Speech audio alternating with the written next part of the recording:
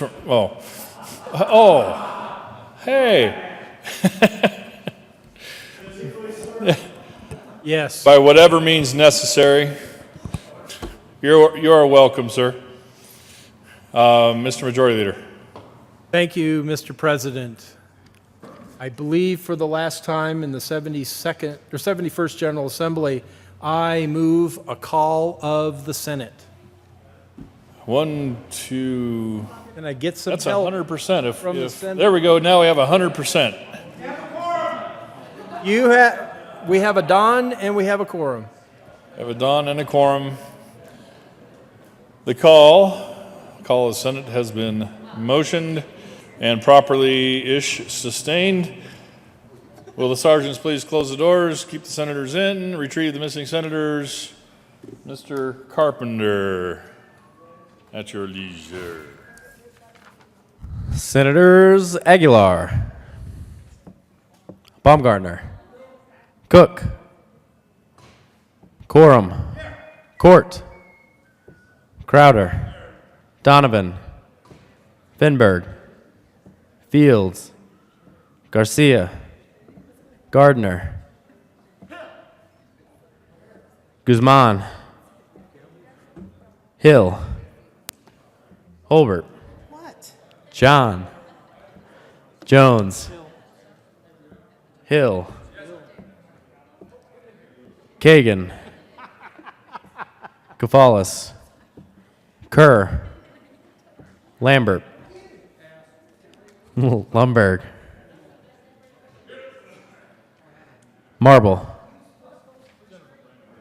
Martinez Huminick, Merrifield, Moreno, Neville, Priola, Scott, Smallwood, Sonnenberg, Tate, Todd, Williams, Zenzinger,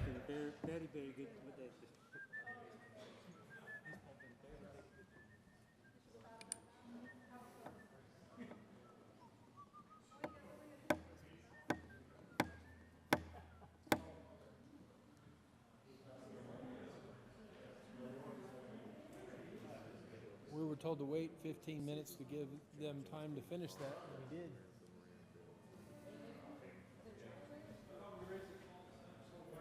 No, we moved to call the Senate. We haven't Tate, raised. What? Priola, We gave you 15 minutes.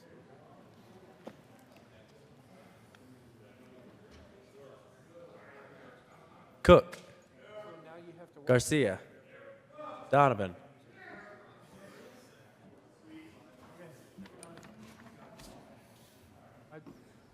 So you need to go do that now. What happened the last 15 minutes?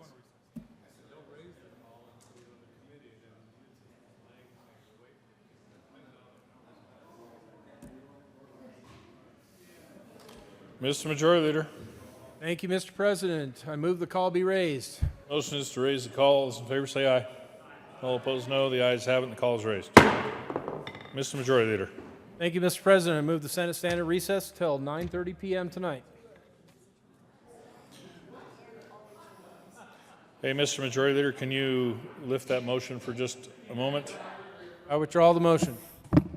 Oh, message from the House. House has voted concurrent Senate amendments to House Bill 1019, 1236, 1208, 1422, 1364, 1060, 1433, 1431, 1057. As you pass the bills so amended, the House has voted to adhere in its position of Senate Bill 44. The bill is returned here with the House has adopted the first report of the first Conference Committee on House Bill 1340. As you pass the bills as amended, the House has adopted the first report of the first Conference Committee on Senate Bill 259. As you pass the bills so amended, the bill is returned here with. Conference Committee reports. First report on First Conference Committee on Senate Bill 243. The President, Senate Speaker, House Representatives, the First Conference Committee appointed on Senate Bill 243 concerning the retail sale of alcohol beverages in connection therewith, making appropriation as amendment reports as agreed upon the following: that the Senate accede to House amendments made to the bill as the amendments appear in the re-revised bill with the following changes. Respectfully submitted, Senate Committee, Senator Holbert Chair, Guzman and Scott. House Committee, Representative Escar Chair, McKean and Kennedy. First report on First Conference Committee on House Bill 1291 to the President, Senate Speaker, House Representatives, First Conference Committee appointed on House Bill 1291 concerning continuation of the Conservation Easement Oversight Commission in connection therewith, implementing the recommendations 2017 Sunset Report by the Department of Regulatory Agencies has met and reports that agreed upon the following. The House accede to Senate amendments made to the bills. The amendments appear in the revised bill with the following changes. Respectfully submitted, House Committee Representatives Winter, Chair, Becker J. and Roberts. Senate Committee, Senator Sonnenberg, Chair, Quorum, and Jones.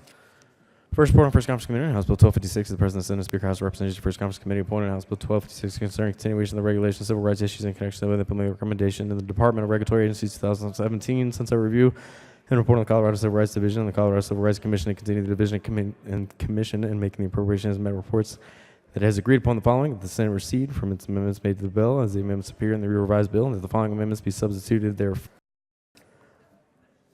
Respectfully submitted, House Committee Representatives Duran, Chair, Harrod and Williams. Senate Committee, Senators Cook and Kagan.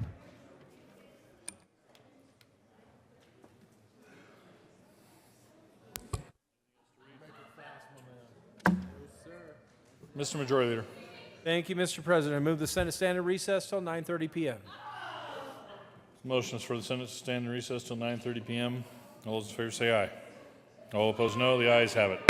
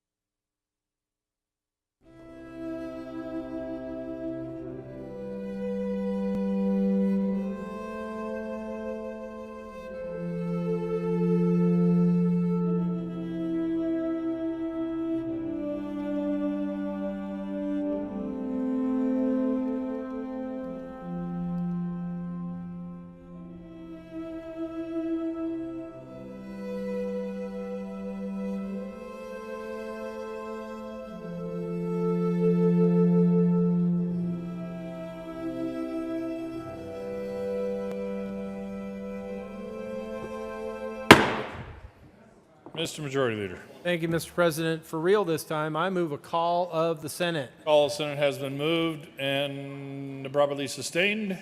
Will the sergeants please close the doors, retrieve the senators? Mr. Carpenter, please call the roll. Senators Aguilar, Baumgartner, Cook, Quorum, Court, Crowder,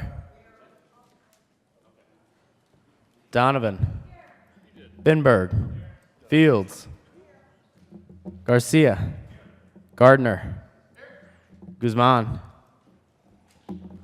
Hill, Holbert, John, Jones, Kagan, Cavalis, Kerr, Lambert, Lumberg, Marble, There. Martinez Jimenez.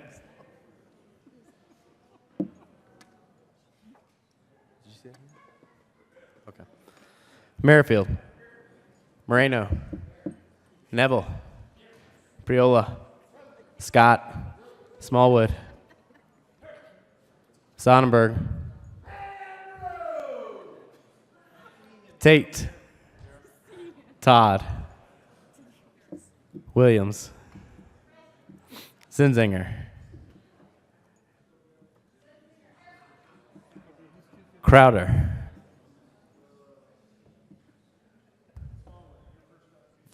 Who are we missing? Guzman, Cook,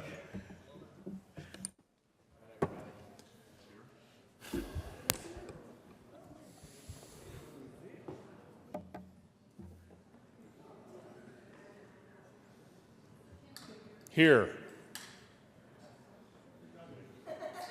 Mr. President. Here. Mr. Majority Leader. Thank you, Mr. President. I believe for the last time in the 71st General Assembly, I move that the call be raised. Yeah, that's what you said last time. But maybe this time actually is the last time. Motion is to raise the call. All those in favor say aye. Aye. All opposed, no. The ayes have it and the call is raised.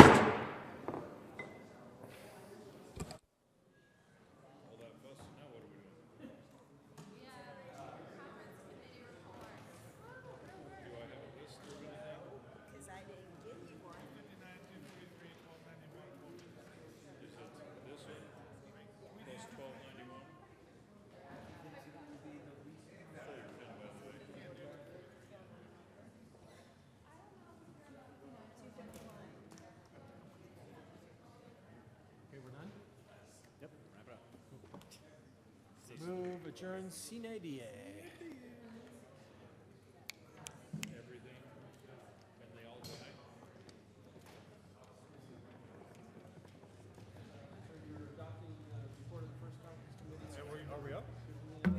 I didn't know we were up. Sorry. Consideration of conference committee reports. Mr. Carpenter, would you please read the title of the Senate Bill 259? Senate Bill 259 by Senator Smallwood and Representative Pabon concerning the taxation of retail marijuana by local governments in connection therewith, making appropriation. Senator Smallwood. Thank you, Mr. President. I move the adoption of the first report of the First Conference Committee on Senate Bill 259. Please continue. Glad to, Mr. President. And good evening, by the way. Good evening. The House, when they had this bill, added some language in here related to the fencing and lighting that we discussed around outdoor marijuana grows. And in the conference committee, we struck all that language and instead said that the state's licensing authority as defined shall complete rulemaking no later than January 1st, 2019 on rules related to fencing and lighting. Is there any further discussion? The motion before the body is the adoption of the first report of the First Conference Committee on Senate Bill 259. Are there any no votes? With 35 ayes, there are noes, 0 absent, 0 excused. The Senate concurs with House amendments to Senate Bill 259. Senator Smallwood. Thank you, Mr. President. I move for the readoption of Senate Bill 259 and ask for an aye vote. Is there any further discussion? Motion for the body is the adoption of Senate Bill 259. Are there any no votes? Senator Cook.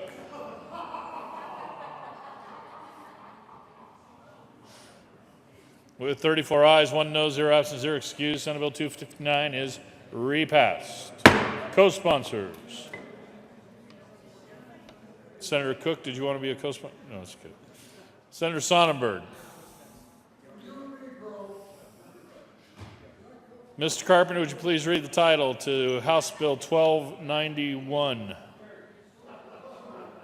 House Bill 1291 by Representatives Winter and Thurlow and Senator Sonnenberg concerning the continuation of the Conservation Easement Oversight Commission in connection therewith implementing the recommendations of the 2017 Census Report by the Department of Regulatory Agencies. Senator Sonnenberg. Thank you, Mr. President. I move for the adoption of the first report of the First Conference Committee on House Bill 1291. Members, we turned this into a one-year extension, directed the Department of Revenue, the Department of Law, and Department of Regulatory Agencies to come back and figure out this federal tax issue and have proposed legislation to present by December 1. Ask for your aye vote. Is there any further discussion? Senator Jones. Thank you, Mr. President. I also ask for an aye vote.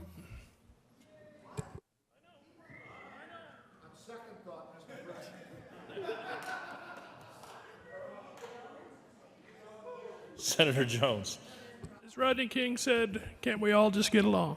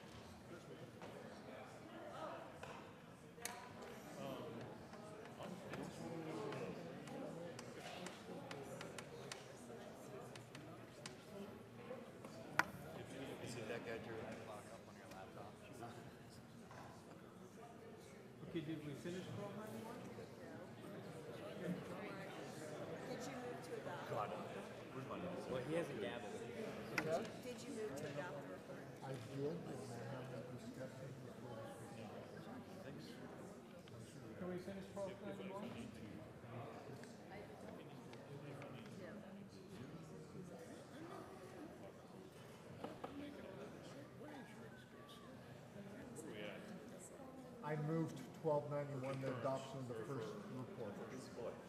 The motion for the body is the adoption of the first report of the First Conference Committee on House Bill 1291. Are there any no votes? With 35 ayes, 0 noes, 0 absent, 0 excused, the first report of the First Conference Committee is adopted. Senator Sonnenberg. Thank you, Mr. President. At the risk of my last bill this year and Senator Jones' last bill in the Senate, of us being on the same page, I'm going to move for readoption. Ask for a no vote. No, never mind. I move for readoption of Senate Bill 1291. Is there any further discussion? The motion for the body is the adoption, the repassage of House Bill 1291. Are there any no votes? Senator Gardner, Senator Martinez-Humenick, Senator Smallwood, Senator Neville, Senator Marble. 30 ayes, 5 noes, 0 absent, 0 excused. House Bill 1291 is repassed. Co-sponsors. Co-sponsors. Scott is already on. Crowder, you're already on. Senator Coram. Senator Cook. Senator Kerr. Senator Coram again.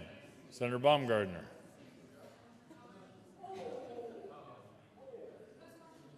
Co-sponsors, 1291. Senator Donovan. Senator John, thank you. Mr. Carpenter, Senator Aguilar.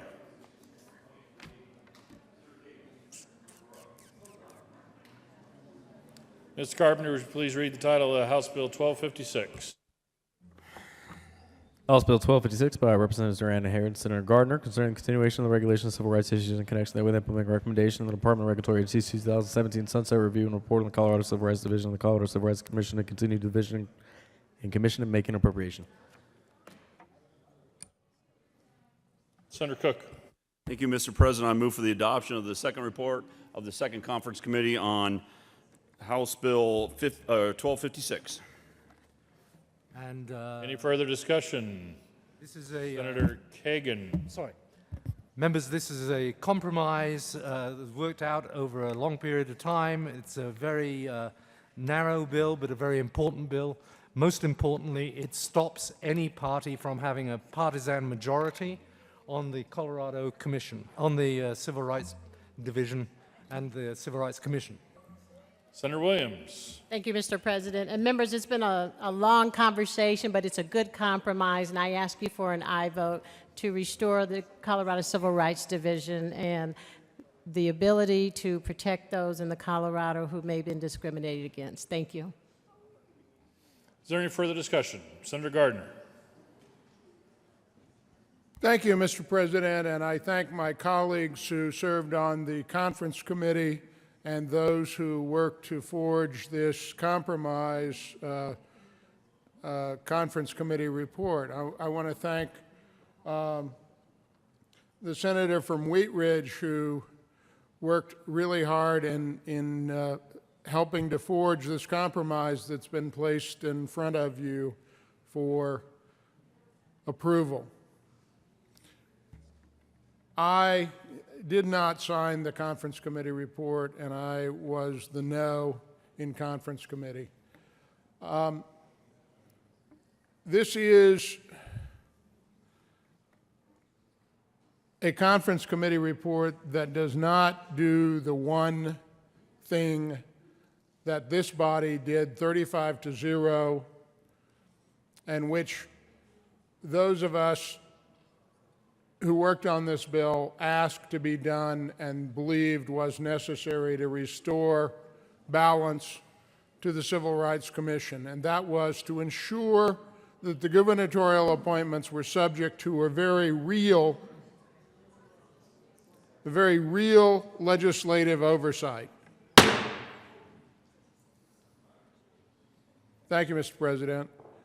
That does not exist in this bill. I understand why others believe that the compromise is enough. Having been involved and deeply involved in the details of this, I do not believe that we have offered to you the kind of balance and the kind of oversight that this body is entitled to do and the people of Colorado are entitled to have. In asking for your no vote, let me say I do so with the deepest respect for my colleagues, my deepest respect for each of them who voted yes, but I cannot and do not believe that we have reached the point that the legislative branch has realistic input on the appointments for the Civil Rights Commission, which brings it to the center that is the vast majority of Colorado citizens, Colorado employees, Colorado employers, and Colorado businesses, and for that reason I ask for a no vote. Is there any further discussion? The motion before the body is the adoption of the first report of the First Conference Committee on House Bill 1256. Are there any?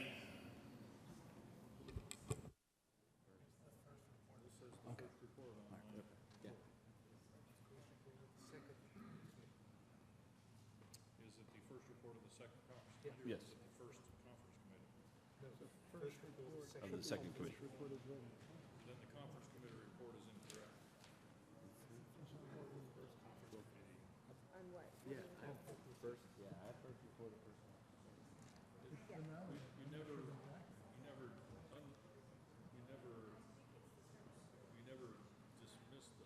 Did we recess between the two, or did we adjourn? Oh, we never dissolved.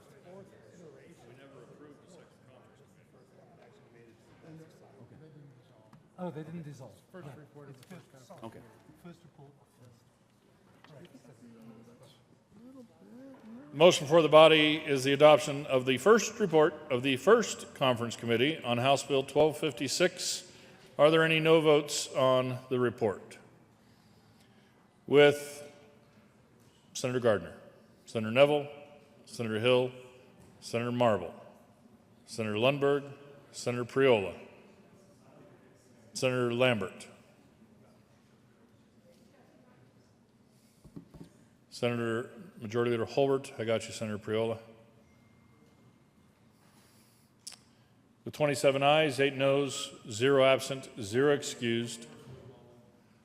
Please add Senator Smallwood as a no. 26 ayes, 9 noes, 0 absent, 0 excused. The first report of the first conference committee on House Bill 1256 is adopted. Senator Cook. Thank you, Mr. President. I move for the readoption of House Bill 1256. The motion is for the repassage of House Bill 1256. Is there any discussion? Senator Gardner. Thank you, Mr. President. Members, colleagues, it's late, but I do want to say that my no vote, and I'll be a no on the bill, is done with the deepest respect for the work that's done by my colleagues. Those of you who vote yes on this simply have decided that there is enough here, there is enough that is good in order to vote yes, and reasonable minds differ on that topic. And for that reason, I say that I really appreciate your work, and I really appreciate moving this much further than I would have imagined it would have ever been. And so, again, I respect the yes votes, and I simply cannot be a yes vote. Senator Cook. Thank you, Mr. President. I ask for an aye vote on 1256. Is there any further discussion?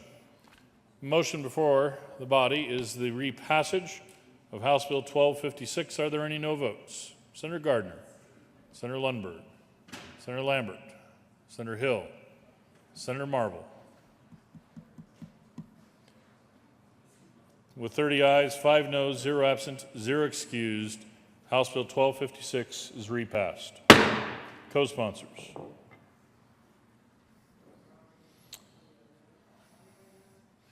Why don't we just go through it again just in case. Senator Kerr, Senator Court, Senator Williams, Senator Kagan, Senator Guzman, Senator Aguilar, Senator Todd, Senator Zenzinger, Senator Jones, Senator Fields, Senator Kafalis, Senator Donovan, Senator Merrifield, Leader Garcia, Senator Crowder, Senator Corum, Senator Martinez-Humenick, Senator Moreno, Senator Fenberg,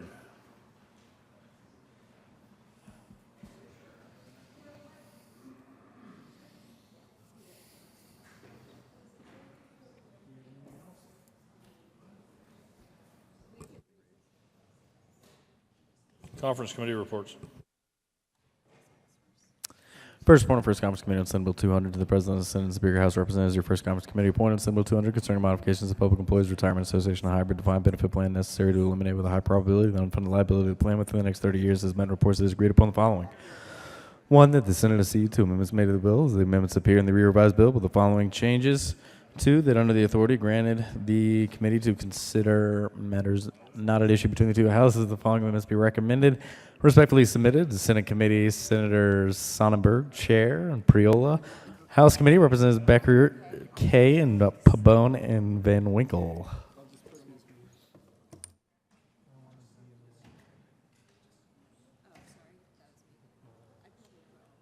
Respectfully submitted to Senate Committee, Senator Tate, Chair, Senator Priola.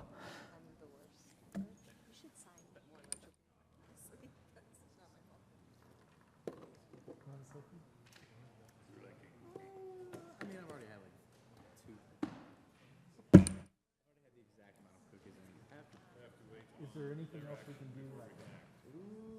Are we waiting for the other? Yes.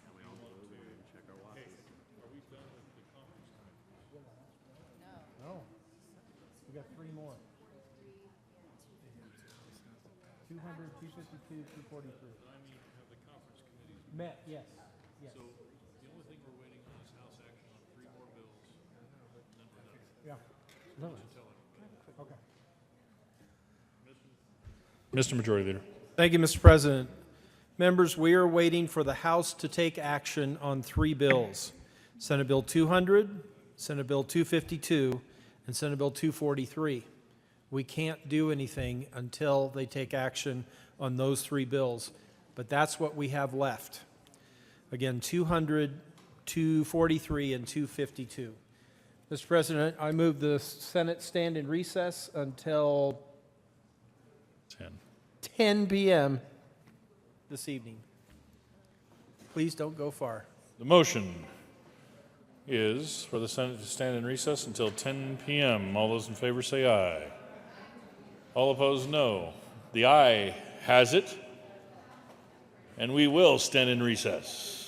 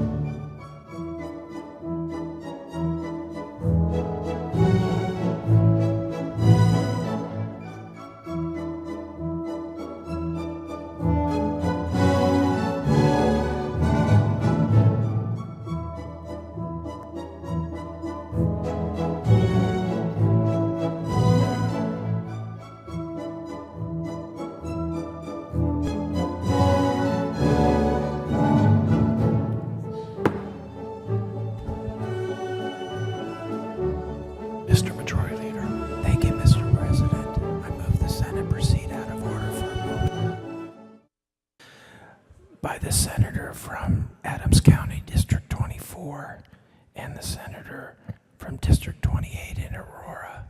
The motion is to proceed out of order for moments of personal privilege. All those in favor say aye. All opposed, no. Holy moly. The ayes have it. We will proceed out of order.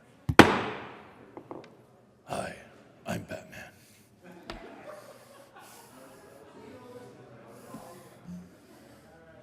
Senator Martinez-Humanic. Thank you, Mr. President. Colleagues, Yes, you may have a moment of personal privilege. yes, Mr. President, may I have a moment of personal privilege? You absolutely may, as may Senator Todd along with you. Thank you, Mr. President.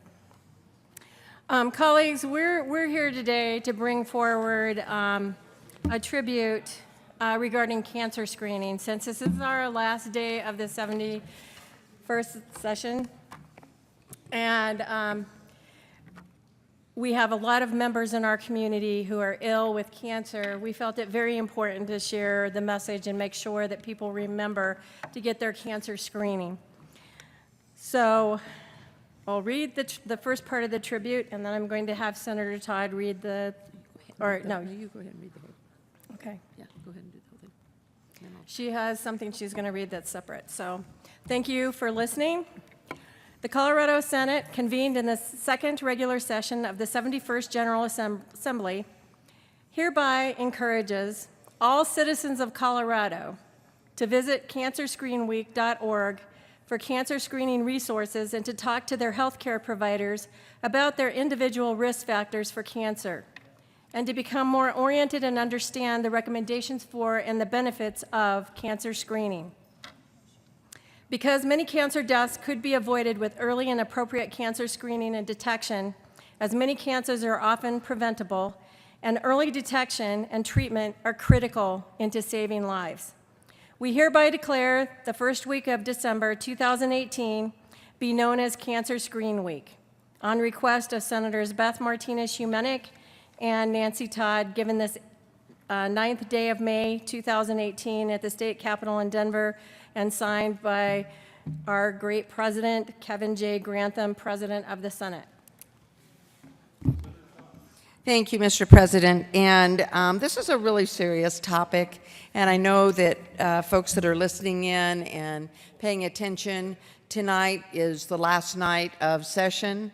We want to let you know that this is very serious and that we are very cognizant of the number of families who are affected by cancer on a daily basis.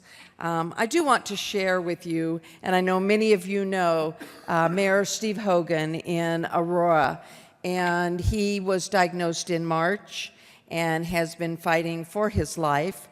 He sent out a letter today, and I would just like to share this with all of you and put it on record. Dear friends, to tell you the truth, I have never been much of a believer in term limits. I wanted you to know that my time as mayor of Aurora will end soon, sooner than I had desired. I have entered into home hospice care with the understanding that my future days will be lived with dignity, grace, and in peace.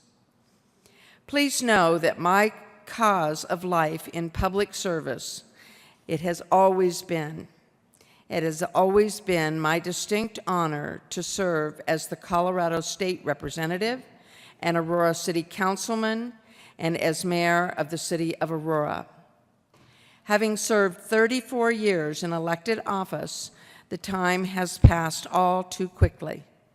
I am most proud that each day I gave my best efforts and heart for the better of this great city, region, and state. I would respectfully encourage each person reading this message or listening to this message to embrace the honor of public service and continually seek to enrich the lives of our fellow residents. It is in this honor and this service where leadership and inclusive government will flourish. Aurora is my heart. I am so proud of this city, my city. We have grown together, and we have grieved together. As a city, we are persistent, and we shall continue to prosper together. The people of Aurora definitely define this city. A heartfelt thanks to the residents of Aurora, my former and current colleagues, and to all the city employees. What an honor it has been to serve with each and every one of you. Thank you for allowing me to be a part of your lives. Steve Hogan. And so I think we gather from that his detection was in March. It has not been a very long time. And the fact that he and Becky and their family are in home hospice right now is a difficult time. Any and all of us that have gone through that with family members know and understand the difficulties. So, yes, we're here talking about early detection, but we're also talking about leaders and members of our families, neighbors, children. We heard from the good senator from Weld County talking about his granddaughter. Early diagnosis, cancer research is extremely important. We are so fortunate to have Anschutz Medical Campus here in our city and here in our state. And I would just covet your prayers and your thoughts for our mayor, Steve Hogan, Becky, and their family. Thank you, Mr. President. Senator Martinez, you may. Thank you, Mr. President. And so what we're trying to really impress upon everyone this evening is that with early detection, lives actually can be saved. Senator Todd and I have served on the Cancer Caucus the whole time that I've been here for the past 4 years. And it's very important to hear about what the new developments, the new drugs, the new clinical trials, everything that's being done to try to help people that we know, people in our families, people that are friends, relatives, even people that we don't know. This is a very, very tough disease, and it's different. And cancers are different in different demographic populations as well. So it's very important that everybody be advocates for their own health. And remember, please, in December, to go to the website and get information on cancer screening. And if you haven't had it done in a long time or you've never had it done, ask your provider, your physician, whether or not you should be screened. And if you have cancer in your family, that's important to know because there may be a gene in your family that you can be aware of with some testing. But lives are being saved. There are companies out there that do research every day as we try to get rid of this terrible disease. But again, this is about making sure that you go and get your cancer screening, and that will be in December. The first week in December is when Cancer Screening Week, but you should be doing it now or whenever you need to do it, but don't forget about it in December. Thank you, Mr. President. And I know some of you maybe remembered seeing me in November where I was all bandaged up on my face. And it was very humbling. It was very difficult. I had Mohs surgery on my nose and under my eye and had bandages all over. And great opportunity for people to ask me what the other guy looked like and, you know, did they need to report Terry and all those different things. But I went in and I was very surprised. I thought I had pretty much taken good care of my skin. And as a result of that, I am very thankful. I'm very thankful that I went to the dermatologist, that I was able to be diagnosed, it was able to be treated, and wearing a bandage on my nose and under my eye, again, it was very humbling because it made me feel kind of strange, and it seemed to be taking a very long time to heal, but I am very thankful that I was able to have that. Also going to the dentist have the inside of your mouth checked. That is the pre-screening that any and all of us need to take advantage of. We have the wonderful, wonderful sunshine of Colorado, but along with that, we also are at a higher risk. So again, if your children, your grandchildren, and even as adults, we need to be sun smart. We need to really be thoughtful about preparing and taking care of our skin and our children as well. So thank you, Mr. President. And again, be safe, go in, get your pre-screening, and thank you for letting me be a part of this. Senator Fields.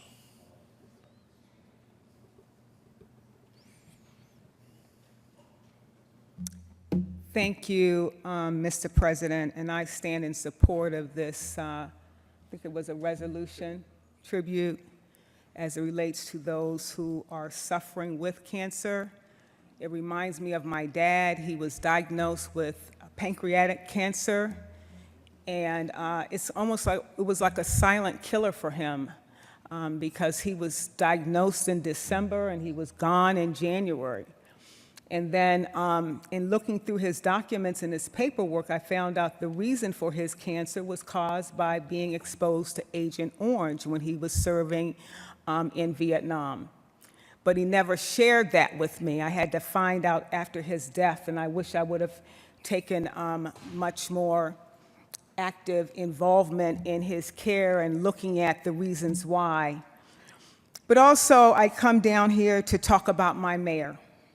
Mayor Steve Hogan. He is my mayor. He is the people's mayor. He is the mayor of the city of Aurora. He has served our city as a public servant and our state for over 30 years. He was a state representative in the House. He also served on the city council as a council person. And then he also served as a mayor. And I can tell you that my heart aches for him and his wife, because he has been, he's terminally ill. He's in hospice, home care hospice, which means that we don't know how long he has. We never know how long we're gonna have. We never know when our number is up. But I can tell you that Mayor Hogan was a unifier.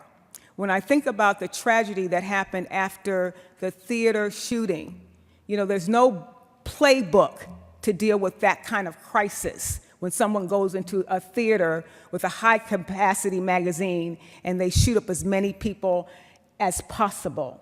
He was able to unify the community, heal the community, and he did that through leadership.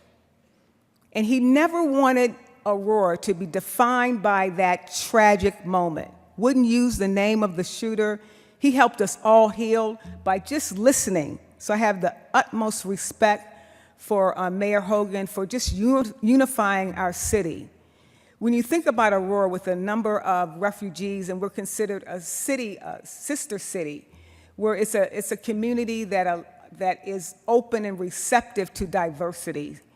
That's leadership, when you can be open to and respectful of different cultures.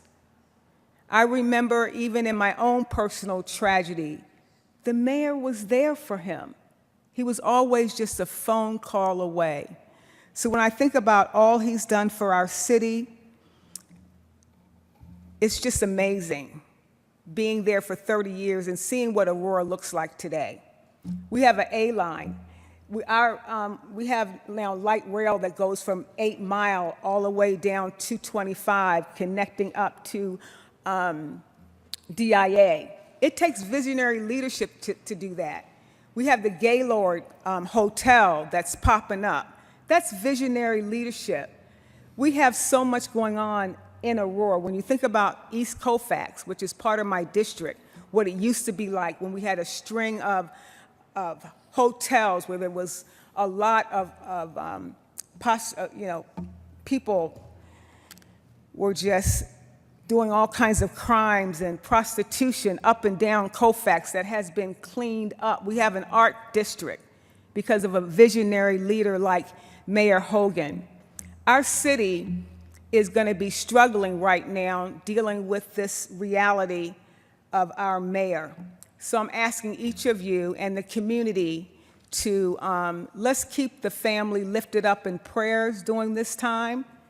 Let's keep our community and our city lifted up in prayer, because it's going to be a transition that we're going to have to go through, and it's not going to be easy because we love Aurora and we love our mayor.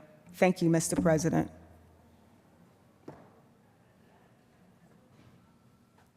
Senator Lambert. Request a moment of personal privilege.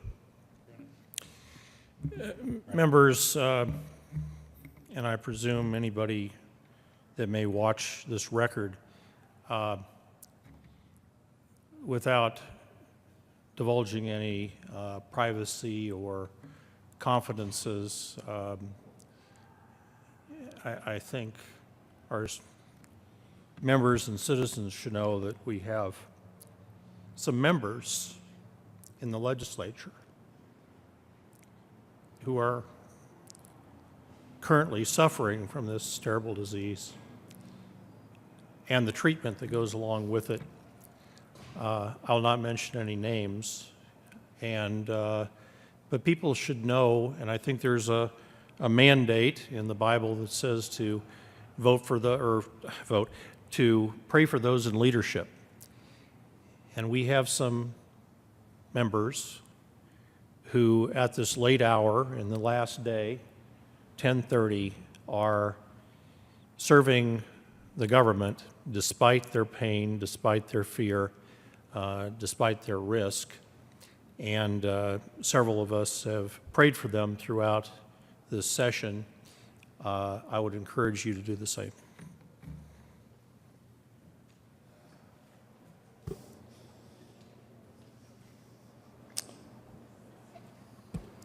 Senator Martinez-Humanic.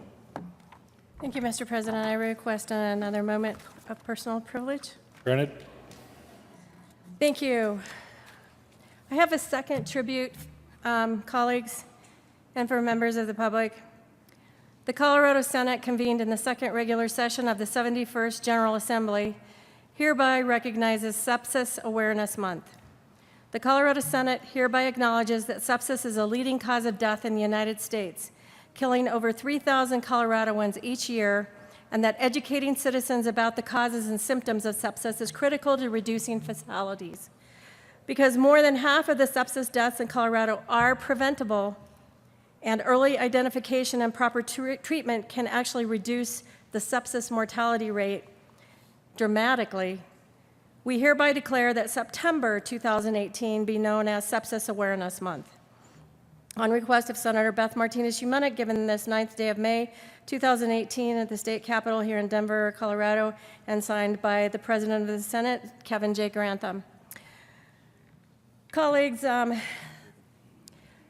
sepsis is the body's overwhelming and life-threatening response to an infection, and that can lead to tissue damage, organ failure, and death.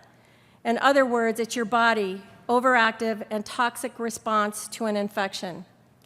And someone of note that has recently been hospitalized is former President George Bush. Every 2 minutes, someone dies from sepsis in the United States. More than prostate cancer, more than breast cancer, and more than AIDS combined. Nearly 17,000 Coloradoans were diagnosed with sepsis just last year. And again, over 3,000 have died in our state. Despite these alarming statistics, only 50% of the public that was surveyed by the Coalition to End Sepsis had even heard of this life-threatening complication. Some people are at higher risk of developing sepsis because they are at higher risk of contracting an infection. These include the very young, the very old, those with chronic illnesses, and those who have a weakened or impaired immune system. Again, I would like to encourage Coloradoans, members in our chamber, please consult with your doctor and learn what the signs of sepsis are. S, shivering, fever, or being very cold. E, being in extreme pain or general discomfort, a lot of the time. P, pale or having discolored skin. S, sleeping, difficult to rouse, or confusion. I, feeling like I might die. And S, being short of breath. When a person gets sepsis, and I've met a person who had it, a young lady who had gone in for just a routine surgery. She went home, was recuperating, and just wasn't kind of feeling like herself. She went into the emergency room, and they really couldn't determine what was wrong with her. But what they didn't check for was whether or not she had an infection and if she was getting sepsis. The next time she went to the emergency room, when she woke up in the hospital, her arms and her feet had been removed because the disease had taken them. And here was a young mom with little kids, with her whole life ahead of her, and she never ever thought that she would develop an infection so severe that she would lose limbs. So I would like to make sure that everybody understands that this is a type of blood poisoning and infection that is increasing here in Colorado, and people really need to take care. If you've got a cut or anything, you've got coming home from surgery, if you don't feel well, make sure somebody knows so that they can check you. The last thing that we want to do is have more Coloradoans die from sepsis. Thank you, Mr. President.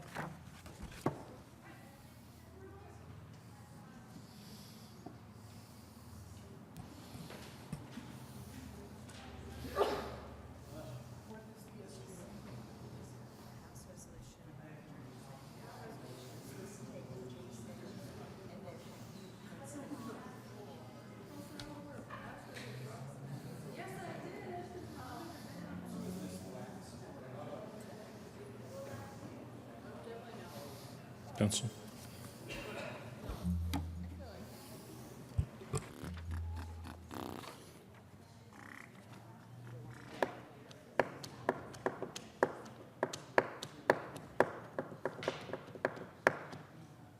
Oh, my.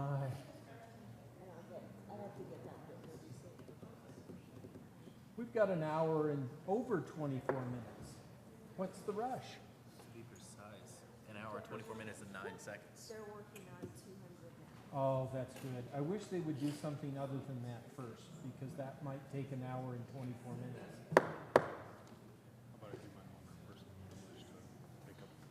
Yes.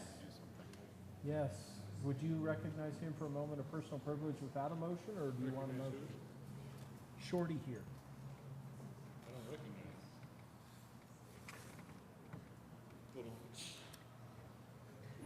Senator Smallwood. Thank you, Mr. President. I request a moment of personal privilege. Well, okay, granted. Thank you.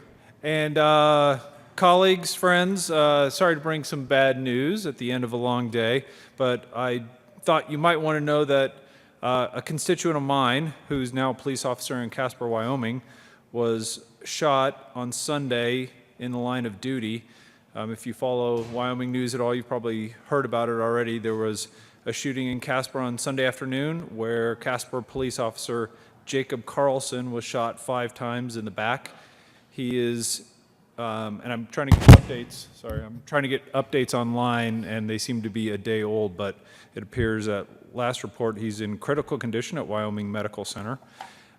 He went to Larkspur Elementary School, which is in District 4, went on to Douglas County High School, graduated from Castleview High School in Castle Rock, was a scholarship winner, but did not use his scholarships for college because he chose to join the Army, where he served with distinction in the Army and returned home to Colorado, trained to become a police officer, and is a 3-year veteran of the Casper Police Department. So I would just ask that all of you in the spare time that you might have join me and the rest of the state in prayer for Jacob's recovery, comfort and strength for Jacob's family.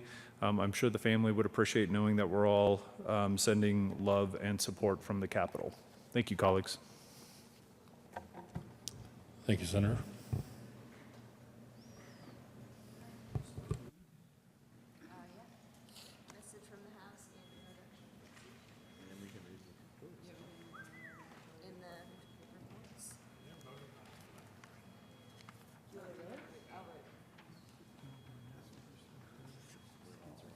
Message from the House.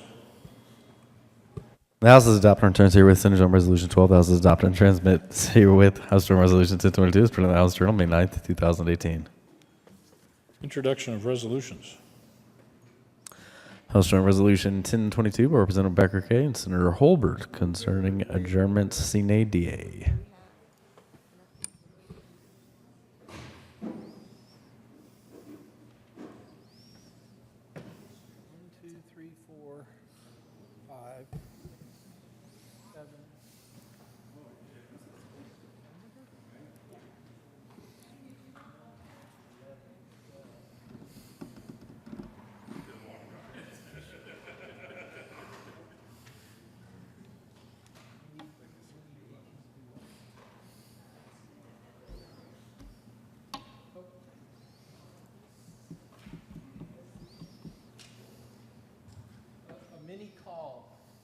Are there any other members out there? Neville's standing out there. We just need to get 18.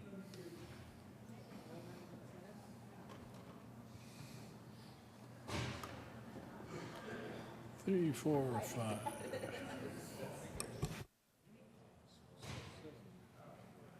Just trying to get 18 in here. Okay.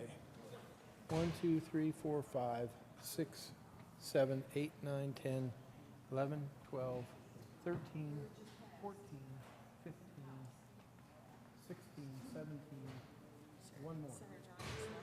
18. Okay, we have 18.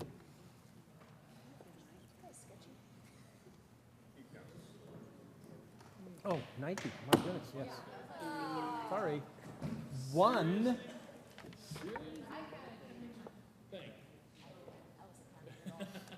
So what do we want to do? Move it now? What? Are we going to move this? But we adopt this, we're not adjourned. Should I have been bothering to spin the bill and move on all those divisions?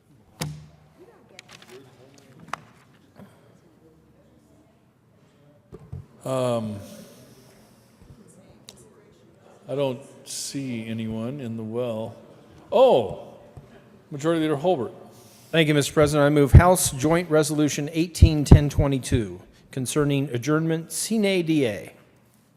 Excellent. Mr. Carpenter, would you please read the title to House Joint Resolution 1022? House Joint Resolution 1022 by Representative Becker Kay and Senator Holbert concerning adjournment sine die. Nicely done. Nicely done, sir. Very well done. Did I mention how well done that was? Majority Leader Holbert. Thank you, Mr. President. Again, I move HJR 1022.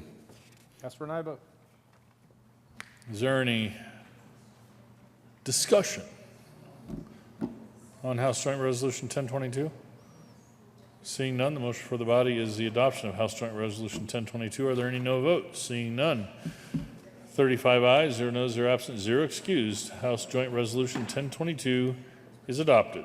Majority Leader Holbert. Thank you, Mr. President. Without objection, I would ask that the current roll call be added as co-sponsors.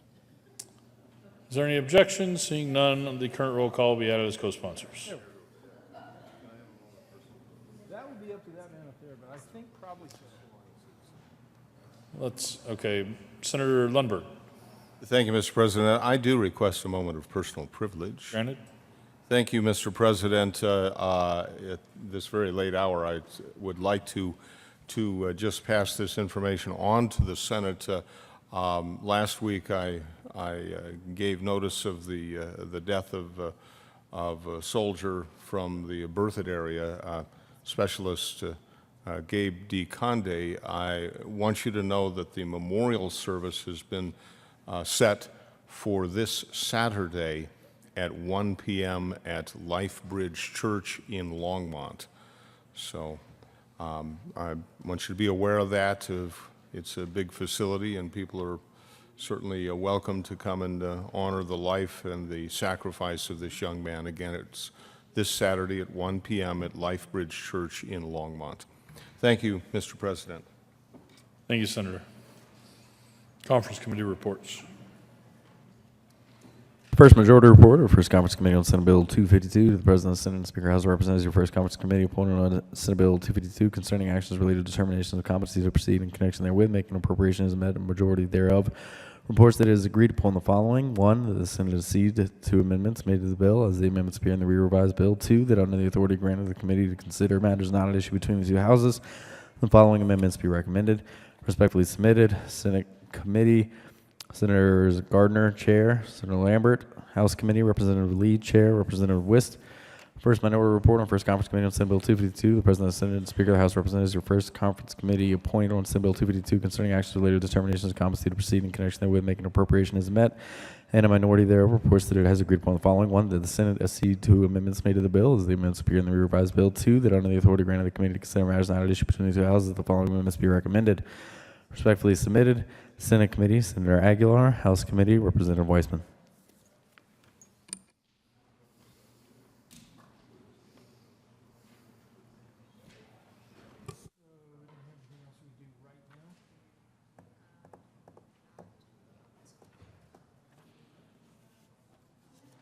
Mr. Majority Leader. Thank you, Mr. President. I move the Senate recess until 10:50 p.m. Waiting on the House. We don't have anything to do.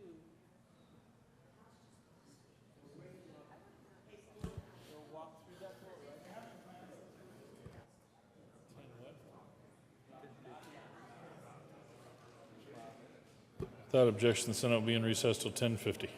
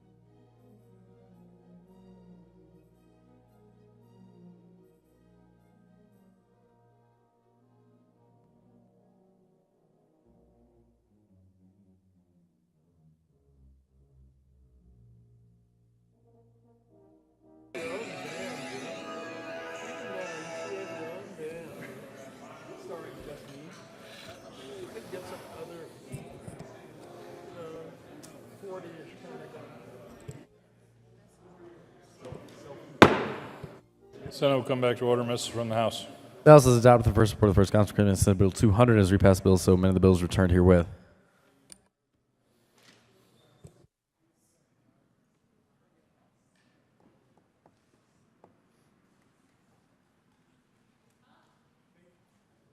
Going to recess for another half hour.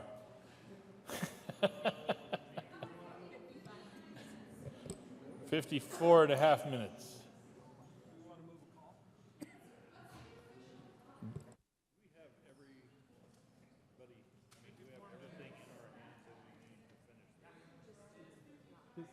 We have 2 more bills after this. We got to get 200 done. Well, let's get to work on it. Let's get her done. Right. Let's move it. Mr. Majority Leader, Thank you, Mr. President. I move a call of the Senate. call of the Senate has been moved and properly sustained. The sergeants, please close the doors.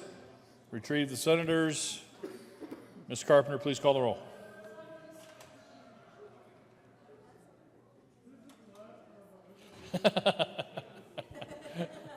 Senators, No, seriously, this is the last time we're going to do this today.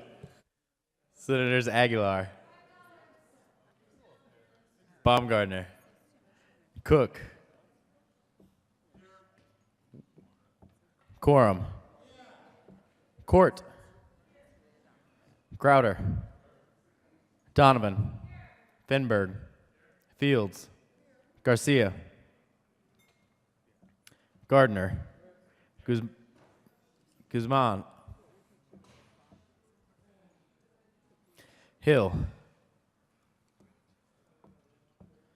Holbert, John, Jones, Kagan, Kafalis, Kerr,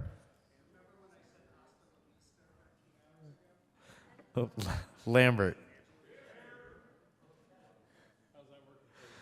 Lundberg, Marble, Martinez Humenic, Merrifield, Moreno, Neville, Briola, Scott, Smallwood, Sonnenberg, Tate, Todd, Williams, Zenzinger, Hill. Mr. President. Here. Thank you for remembering me this time, Mr. Carpenter. Mr. Majority Leader.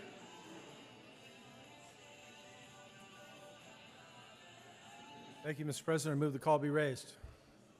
Motion is for the call to be raised. All those in favor say aye. All opposed, no. The ayes have it, and the call is raised. Mr. Carpenter, would you please read the title to Senate Bill 200? Senate Bill 200 by Senators Tate and Priola and Representatives Becker, Kay, and Pabon concerning modifications to the Public Employees Retirement Association hybrid defined benefit plan necessary to eliminate with a high probability the unfunded liability of the plan within the next 30 years. Senator Tate.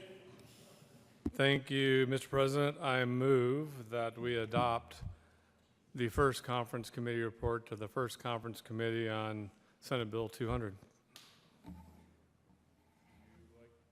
you like to explain it?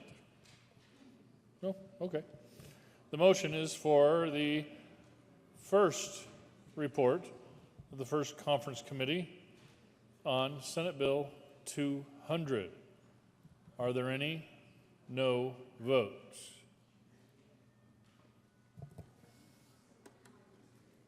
Senator Merrifield, Senator Kerr, Senator Finberg, Senator Donovan, Senator Kagan, Senator Williams, Senator Todd, Senator Zenzinger. No votes on 200. Leader Garcia. On the conference committee report to Senate Bill 200. Thank you. Yes. Senator Jones. Got him already. Senator Kerr. With 25 ayes, 10 noes, 0 absent, 0 excused, the first conference committee report, the first report of the first conference committee is adopted. Senator Priola or Tate? Thank you, Mr. President. I move for the repassage of Senate Bill 200. The motion is for the repassage of Senate Bill 200. Are there any no votes? Senator Jones, Senator Zenzinger, Leader Garcia, Senator Merrifield, Senator Fenberg, Senator Kerr, Senator Williams, Senator Donovan, Senator Kagan, Senator Fields, Senator Todd.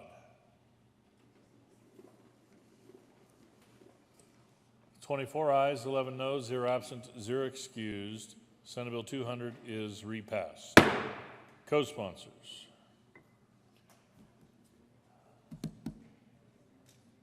Majority Leader Holbert, Senator Gardner, Senator Scott, Senator Smallwood, Senator Hill, Senator John, Senator Lambert, Senator Cook, Senator Lundberg, Senator Corum, Senator Sonnenberg, Senator Crowder,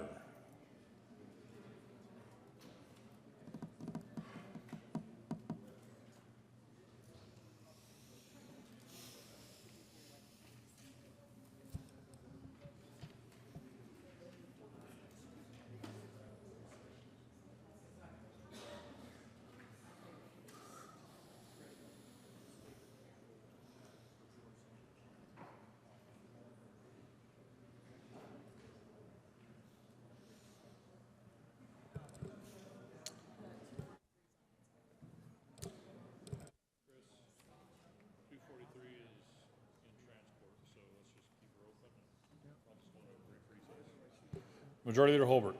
Thank you, Mr. President. Members, please don't leave. Our next bill, we have two left, 243 and 252. 243 is on its way over from the House. A staffer should be coming through the door any moment. And that way we will not need to raise another or move another call. We will see 243 and the House is now debating and will soon vote on 252.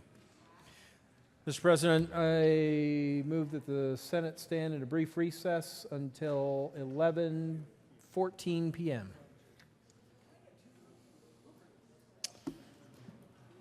Motion is to stand in recess till 11:14 p.m. All those in favor say aye. All opposed, no. Ayes have it. We'll stand in recess.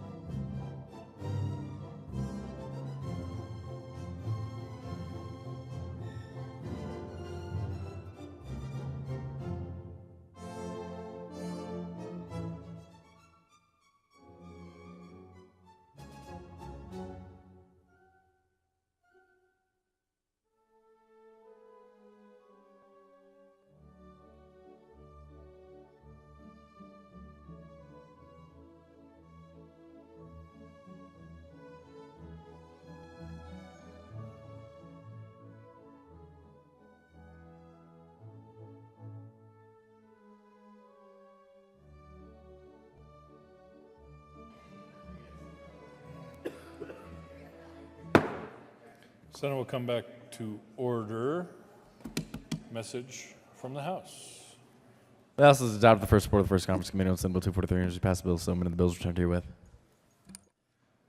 Mr. Majority Leader. Thank you, Mr. President. I move that the Senate adopt the first report of the first conference committee on Senate Bill. I know you're kind of new at this, but I thought he just did. he read the message from the House.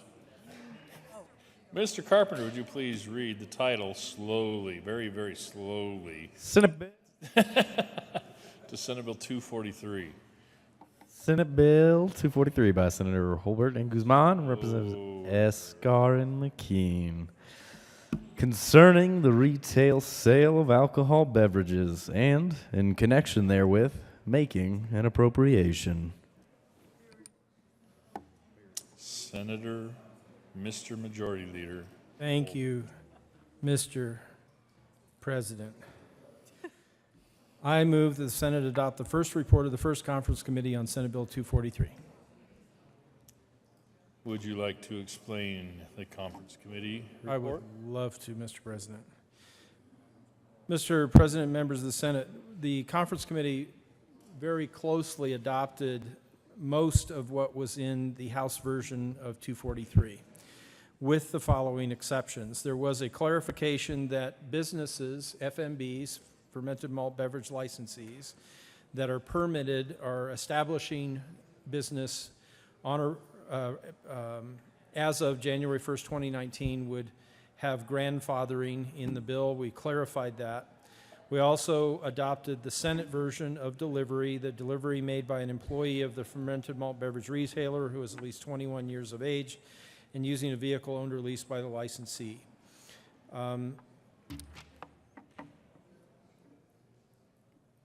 We also, on page 32, line 14, did clarify in the new rolling 5-year period, the fines are taken out of the bill.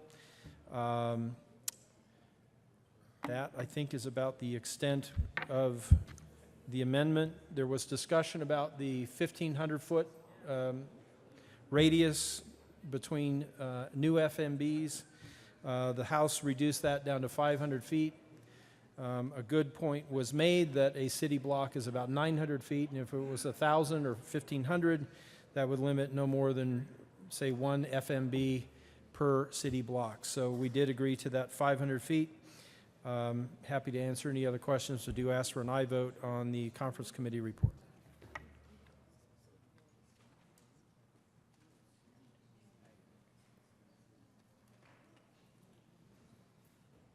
Is there any further discussion? The motion is to adopt the first report of the first conference committee on Senate Bill 243. Are there any no votes? Senator Marvel, Senator Cook, Senator Baumgardner, Senator Hill, Senator Garcia, Senator Aguilar. I did not. Oh my gosh. Please mark Leader Garcia as a yes vote, and whoever that guy is sitting in his chair as a no vote. Smith, Agent Smith. Please add the president. With 28 ayes, 7 noes, 0 absent, 0 excused, the first report of the first conference committee is adopted. Senator Guzman. Thank you, Mr. President. I move that Senate Bill 243 be repassed. The motion is for the repassage of Senate Bill 243. Is there any discussion? The motion for the body is to repass 243. Are there any no votes? Senator Sonnenberg, Senator Baumgardner, Senator Cook, Senator Gardner, Senator Hill, Senator Merrifield, Senator Aguilar, Senator Donovan, Senator Smitty Kerr. Please add the president. Senator Smallwood, Senator Crowder, 23, Senator Quorum. If it's official. With 22 ayes, 13 noes, 0 absent, 0 excused, Senate Bill 243 is readopted. Co-sponsors. Senator Priola. Senator Tate. Senator Scott.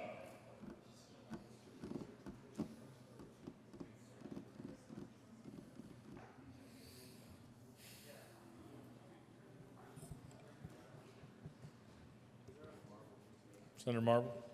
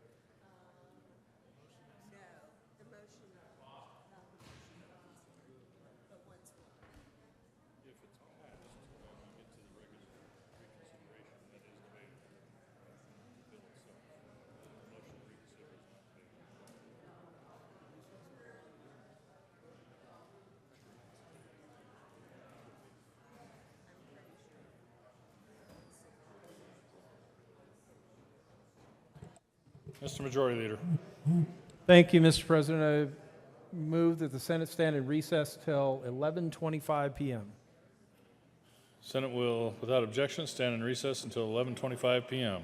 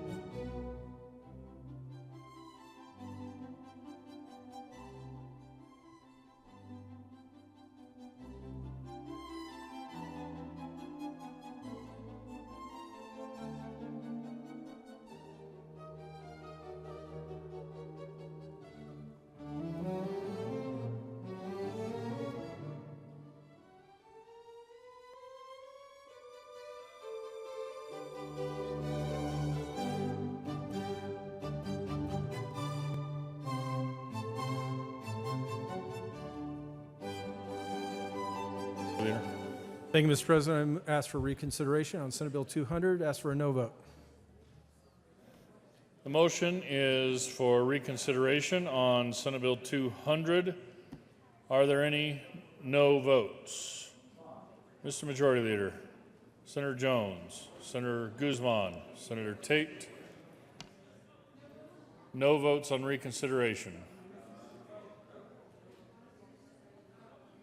Majority Leader Holbert, Senator Marble, Senator Guzman, Senator Williams, Senator Scott, Senator Priola, Senator Cook, Senator Hill, Senator Crowder, Senator Gardner, Senator Lambert, Senator Sonnenberg, Senator Tate, Senator Smallwood, Senator Martinez-Humenick, Senator Lundberg, Senator Baumgardner, Senator Quorum, Senator Neville, Senator Gardner, Senator John, Senator Tate,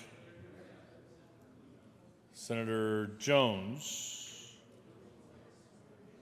Senator Jones. Thank you, Mr. President. I'd like to be recorded as a yes vote.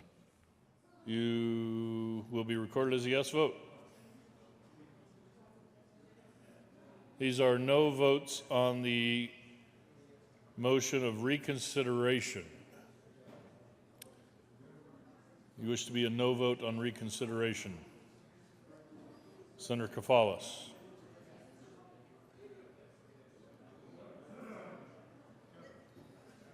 Senator Court. Senator,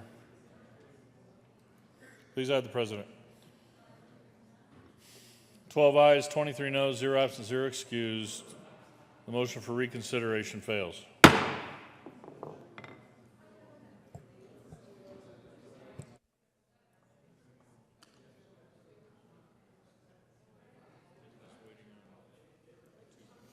What's the last bill? 252?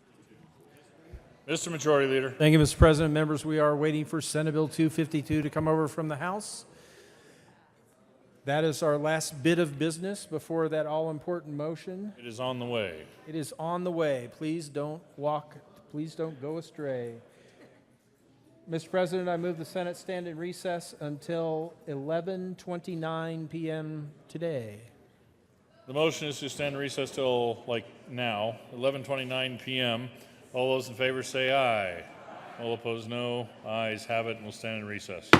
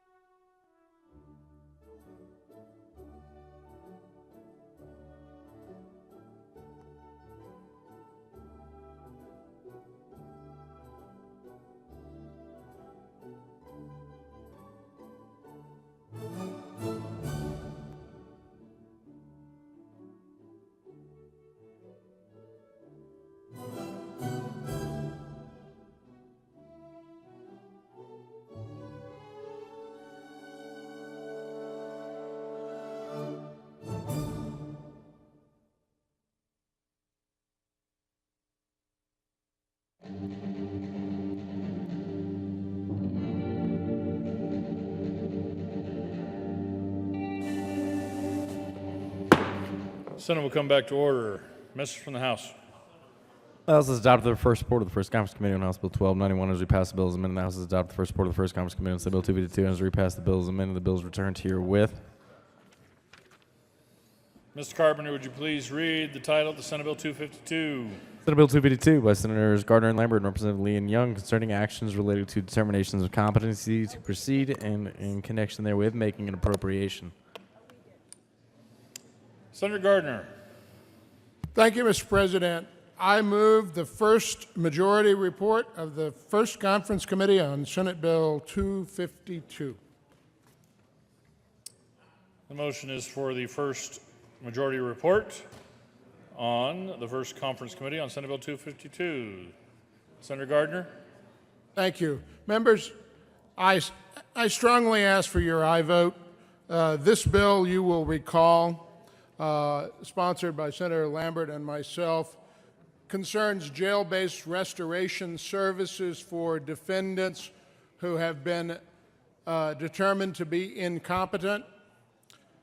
And the whole plan here is to move their treatment into the custody setting where they already are, because we have insufficient beds available at the Colorado Mental Health Institute in Pueblo. And we are under a settlement agreement to provide restoration services, and the only place we are providing them now, for all intents and purposes, is in Pueblo.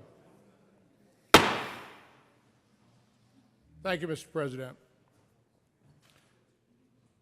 This conference committee report passed the House just a few moments ago on a vote of 60-4 after lengthy discussion.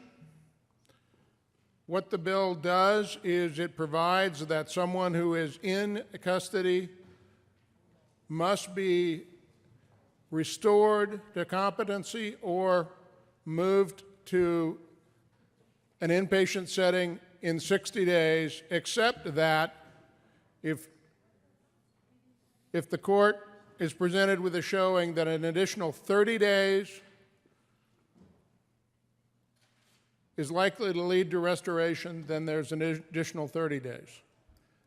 And then, if and only if a strong showing can be made and they're not restored to competency, a strong showing can be made, then a potential for another 30 days. We expect that to be very difficult to get and very rare.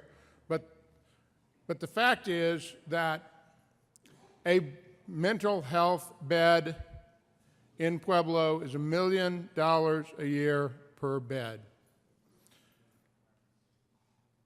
This conference committee report has been negotiated, discussed, worked on, not only today, but over the past 2 weeks. Senator Lambert, the other senator from Colorado Springs, I want to thank him for his efforts and for bringing this bill along with me, and I ask for an aye vote on the conference committee report. Senator Aguilar was next in the queue. Thank you, members. And I'd like to ask for a no vote on this conference report. And I think it's important that you understand the history behind this bill. The state of Colorado is being sued by the Disability Law Colorado, which is here to defend our most vulnerable populations, because we are holding people who have been arrested, not tried, and not convicted in our jails without any mental health treatment at all. In fact, as of the last count, there are 160 people who have been deemed incompetent to proceed, sitting in jails in 23 different counties. Now, the reason this is so important is because there is expert testimony that says that a patient's willingness to take psychotropic medications as directed is dependent upon the patient's setting. People with acute and serious psychotic symptoms are very often unwilling to take such medications in jail. And so what this is trying to pilot here is a program in which people need medication. We don't have beds in hospitals for them, and so they want to try and treat them in jails, and I think that's a worthy goal. But the question is, for how long do you let them treat them before you insist that they be transferred to a jail or set free? And again, you have to remember, these are people with mental illness who are not having any problems, who have not been convicted of any crime at all, and I apologize, I have to put my glasses on and off, who are being held against their will because they're incompetent. They cannot be made competent until they get the medical treatment that they need. And they're not able to get the medical treatment because, once again, we don't have the capacity. And if you remember, the other day I asked for your support on a bill that would allow us to involuntarily medicate these people.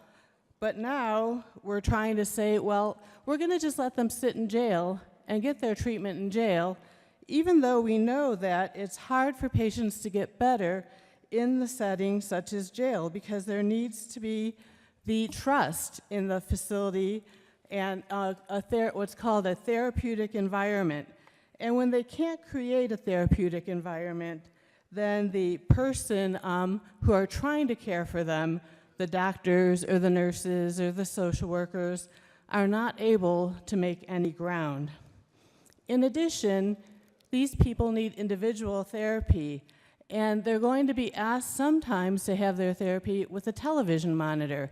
Now, I don't know if you've ever met anyone with a severe psychosis, but often they think that there's some kind of implant in their head talking to them.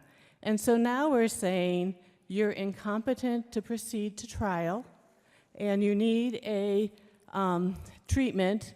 We don't have a place for you. We're going to keep you locked in our small county jails, and because we may not have a provider who can come see you, we're going to ask you to talk to a television, and we're going to expect you to get better. And all of this before you're ever deemed guilty of a crime, because you are incompetent to proceed to trial. Now, what the bill is saying is that you could do that for 60 days, and if they don't get better, you can still hold them for another 30 days.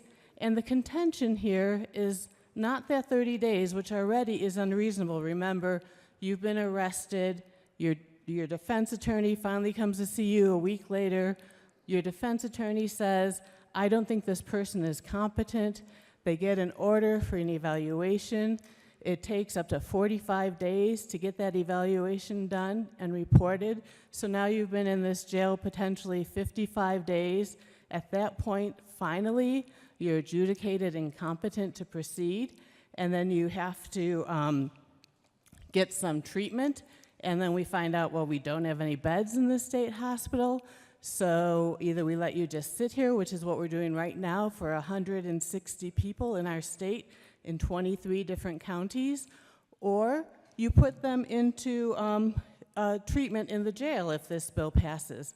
Now, the problem with that is, how long do you try to treat people in an environment in which specialists and forensic psychiatrists have shown is not therapeutic and is not likely to result in an adequate outcome? So you're going to, by this bill, give them another 60 days of treatment, and then you're going to make them go to a judge and say, hey, I think we only need 30 days more. And then the judge is going to say yes or no, and so at that point you're at 90 days. And at that point, you finally tell their attorney, oh, we're going to go for another 30 days. And now you're at 120 days where you can't get somebody into any therapeutic environment. Jails are seldom perceived as a safe place by inmates and detainees. And again, this is from the expert report given by Dr. Joel Dvoskin, declared under penalty of perjury. And he is a BA in psychology from the University of North Carolina in Chapel Hill, an MA and PhD in clinical psychology from the University of Arizona, with a certificate of professional qualifications in psychology. And what he says is that effective psychiatric treatment must be individualized. Jails, however, are almost universally run with 3 omnipresent watchwords. Staff must be firm, fair, and consistent. While these values are excellent correctional goals, they are in direct conflict with the goals of individualized treatment and management, the hallmarks of good mental health care. Fourth, jails are seldom perceived as a safe place by inmates and detainees. Risks, such as those addressed by the Prison Rape Reform Act, are real problems and are exacerbated by sensational and ubiquitous portrayals of jails as places where rape and assault run rampant and unchecked.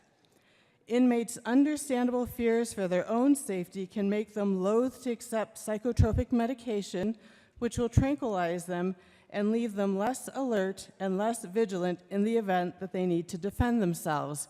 Now, we just passed a bill saying that we could medicate them against their will, and now we're going to medicate them and force them to stay in jail until we can either find a bed, and we're going to give ourselves up to 120 days to do that, or until, miracle of miracles, they respond to this treatment and get discharged and treated. It says, fifth, the stigma of mental illness that exists throughout our society is even worse in jails where inmates and even staff frequently refer to inmates with mental illness in insulting and demeaning terms.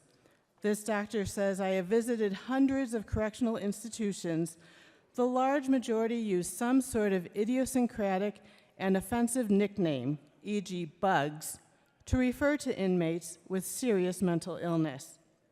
He says, sixth, that many jails are insensitive to the frequent minor disciplinary violations, e.g. being out of place, failing to obey a direct order that usually accompany psychosis, treating such infractions as if they were intentional rule violations. So now you have a patient with a mental illness who is unstable, who is perhaps behaving in an unruly manner, and as you know, those folks are frequently put in their place by prison staff, and now we're running further risk that this person who has only been arrested for and not convicted of any crime is going to be at risk for being physically assaulted and violated. So as a result, these inmates with serious mental illness commonly comprise a disproportionate number of inmates in lockdown settings, such as administrative or punitive segregation. While the deleterious consequences of segregation remain under some debate, there is virtual unanimity among experts that segregation should be avoided for any inmate or detainee who suffers from acute symptoms of serious mental illness. So what do you think will happen in our prisons when these people experience psychotic symptoms, not responding to treatment in our prisons and jails, start to decompensate? These sheriffs who are not trained to deal with and offer treatment to people with mental illness are going to deal with them in the ways in which they've traditionally been taught, which may include tying them down and putting them in lockdown. And then here we have this doctor saying that if you segregate them in lockdown, it can worsen the acute symptoms of their serious mental illness. To seventh, in the only study conducted to date, inmates with psychotic symptoms were found to be detained before trial 6.5 times as long as inmates without such symptoms, even though their charges were generally fewer and less serious. So again, we already have a group that is at risk of being detained 6.5 times as long as inmates without psychotic symptoms. We are already detaining these folks, and I don't know if you even would call them inmates because they've been charged, but not convicted with anything, and we are against their will detaining them until they can get adequate treatment, while at the same time doing multiple things that will prohibit them from getting the treatment that they need. So the doctor says this comports with my own conclusion, based on decades of observation, that inmates and detainees with serious mental illness are far less likely to be considered and approved for any form of discretionary release. And so now we're going to give them up to 120 days to hold them when we know statistically and by medical research that they're unlikely to ever be ready for release. So why don't we just say we give them 150 days, 180 days, because the odds of these people being let out and put into the therapeutic environment that they need, which is either an outpatient or inpatient mental health facility, declines more and more the longer you leave them in jail trying to treat them. It says, the doctor says, as a result of the factors enumerated above, psychotic pretrial detainees are likely to remain psychotic longer if housed in a jail than if housed in a modern, competently run psychiatric hospital. Accordingly, the standard of care for incompetent defendants who remain in custody in virtually all jurisdictions is a transfer to a state forensic psychiatric hospital, which includes all of the characteristics listed above. Some research suggests that allowing patients to experience acute and untreated psychoses can have a long-term and possibly permanent negative effect on the trajectory of the person's illness. Moreover, a long period of untreated psychosis is associated with worse long-term outcomes in people with first episode psychoses. So again, by letting them stay in there a long time, be in a psychotic state for a long time, not only are you hurting them immediately by this prolonged, unjustified detainment, but you're possibly permanently affecting the trajectory of their illness. And so we really aren't saving ourselves anything, because there's a potential now that they will never be well enough to live alone in society, because we tried a failed experiment for too long. This doctor says that I understand that competency statutes are supposed to guarantee that a defendant receives a fair trial. But the United States Constitution also guarantees a speedy trial. While incompetence to proceed to trial can rightly delay going to trial, this should be no longer than the time needed for active treatment to restore the person to competency.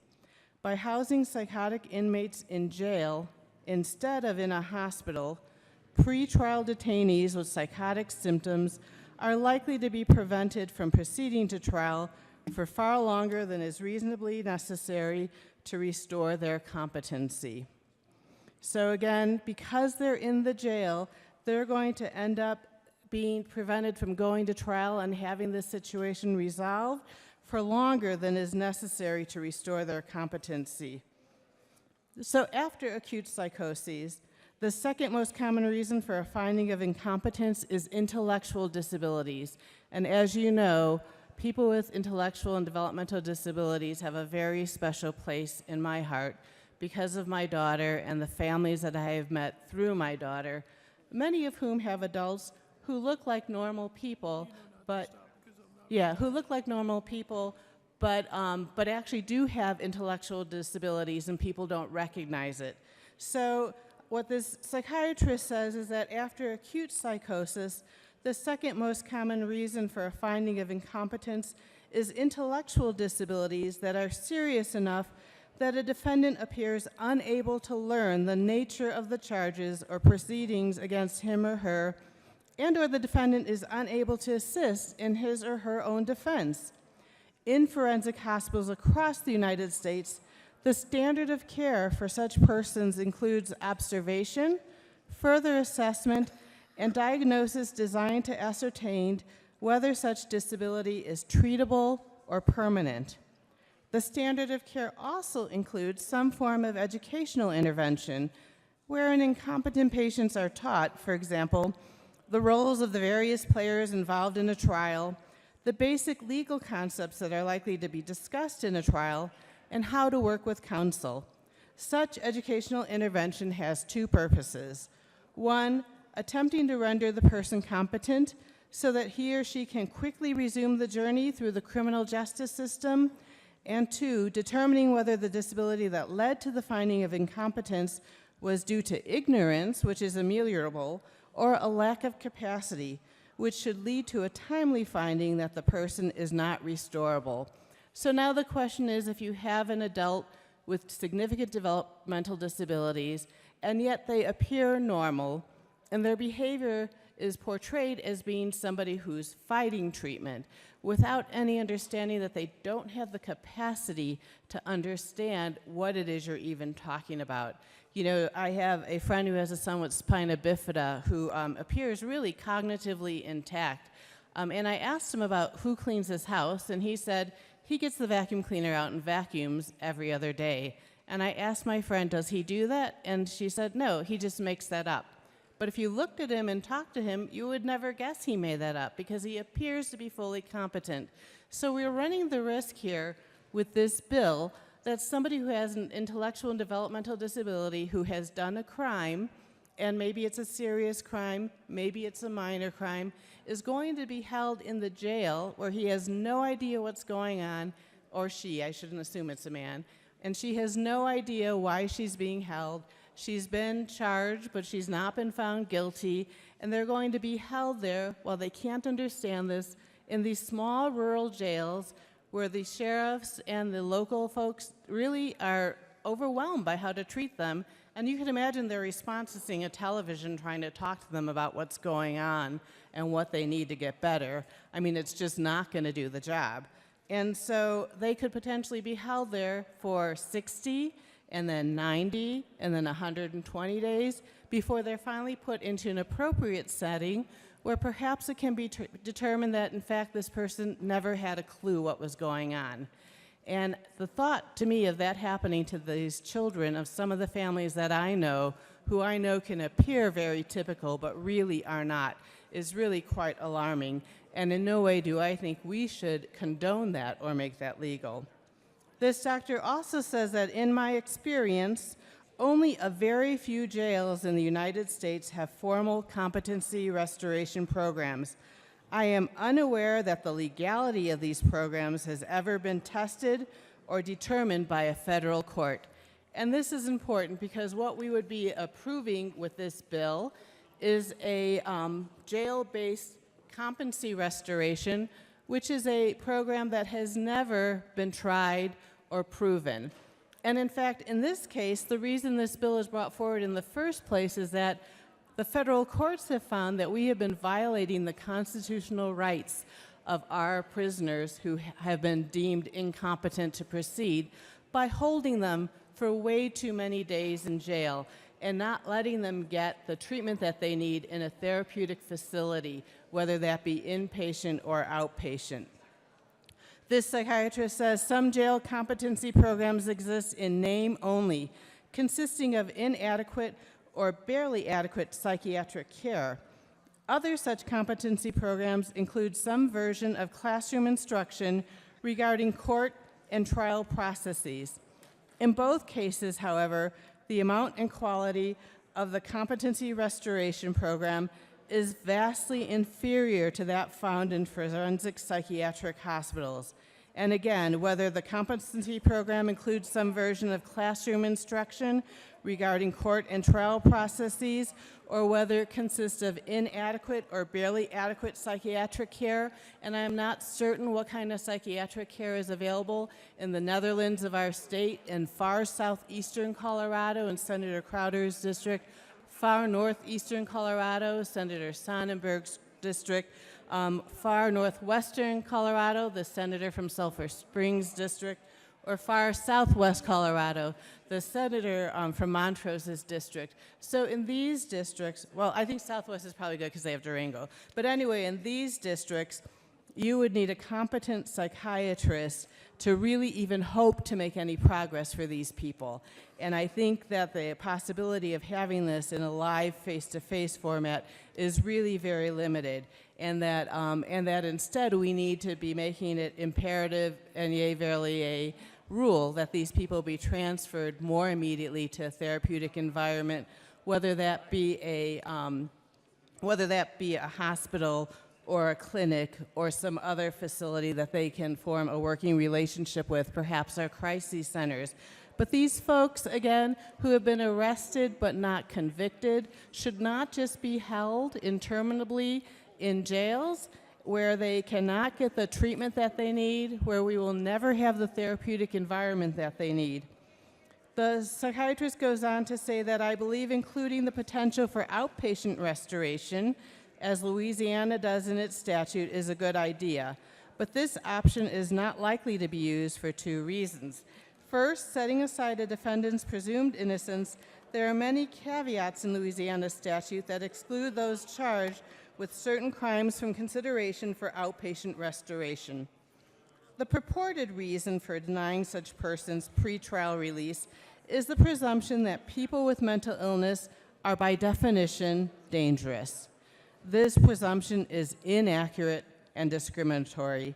In fact, people with mental illness are far more likely to be victims of crime than perpetrators of crime. Further, a great deal of research over the past several decades has repeatedly shown that mental illness by itself has a very weak predictive relationship to violent crime, far less than other known criminogenic factors.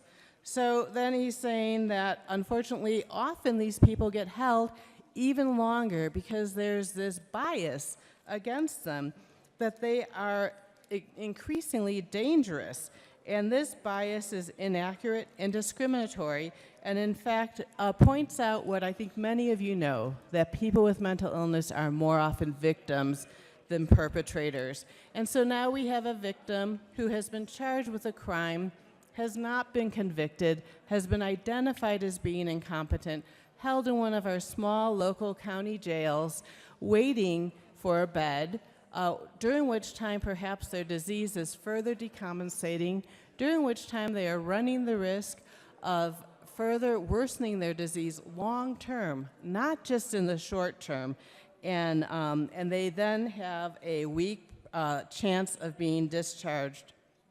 It says that second, few formal competency restoration programs exist in communities, and you could imagine in our rural communities there aren't very many. Probably just few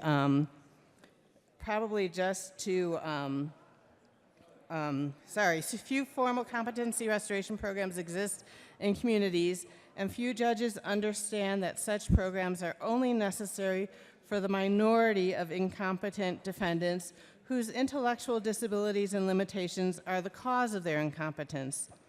As noted above, defendants whose incompetence is solely the result of acute psychosis and who pose no serious risk of harm to self or others could be treated effectively and at greatly reduced public cost in existing community mental health settings.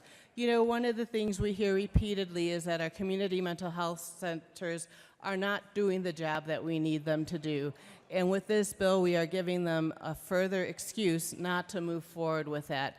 We're making everybody's life easier by holding a person who has been accused of a crime and who has not been convicted of a crime to stay in jail until we can find a place to put them. And the most unfortunate thing is that during that time in which they're staying in jail, while we're hoping to find a place to put them, we're running the risk that their disease escalates, that they will be harmed by other prisoners, that they will be harmed by guards, and that in fact they could potentially even lose their lives when they were never found guilty of any crime at all.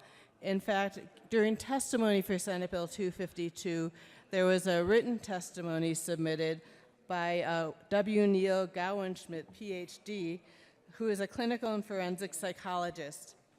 And what he wrote was, I am writing to express my concerns with SB 18252. Although many parts of the bill seem well crafted and effected, there are parts of the bill that are unrealistic and will be detrimental to defendants found incompetent to proceed and to the taxpayers of Colorado.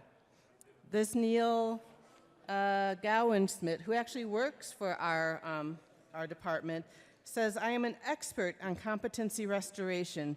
My entire career as a forensic psychologist has focused in some way, shape, or form on competency-related services. I created an outpatient competency restoration program as the Chief of Forensic Sciences for the state of Hawaii. I created Colorado's first outpatient restoration program nearly 3 years ago, and I consult on the outpatient competency on the creation of similar programs in other states around the country. I conducted the first research on outpatient competency restoration, have published several peer-reviewed articles on competency, and have presented nationally and internationally on the topic. I was a lead expert in Washington's federal True Blood. Mr. President, having reached 12 o'clock p.m. on the 120th day, I move the Senate adjourn sine die.